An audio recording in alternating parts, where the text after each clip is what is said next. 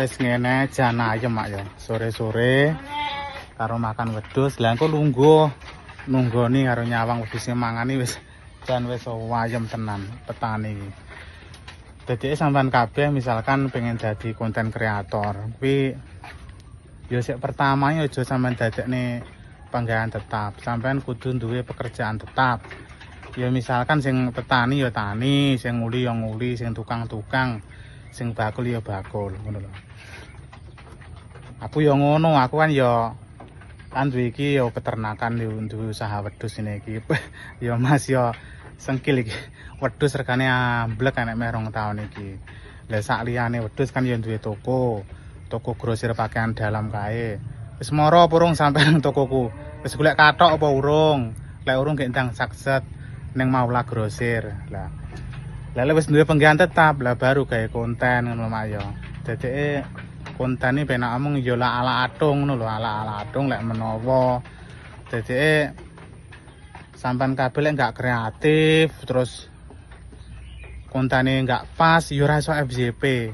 Ya masuk konten FYP memang kan juga menghasilkan duit toh. Gak menghasilkan duit. Pomo FB Pro ya masih konsepnya kan iya ya, konsisten, telaten, panen jarene. Tapi prosesnya ya suwi tenan. Angel tenan. Wingi lek ra duwe penggawean tetap ya innalillahi, ngomangan apa awakmu. Lah iki dadi usahaku ya iki duwe peternakan wedhus, duwe grosir pakaian dalam. Lah baru konten kreator ngono ya lek menawa dari konten tersebut menghasilkan. Jadi himbauan untuk sing para pemula, konten kreator pemula. Ya aku ya sik pemula jane sik belajar. Kuwi mung lek iso sampean kabeh kudu duwe penggawean tetap. Wis sembarang penggaweane pokoke duwe hasil lah. Sing tani ya tani, sing nguli ya nguli, sing nukang-nukang wis dan sebagainya. Lah di samping di sela-sela penggaweanmu kuwi ngenen konten lho.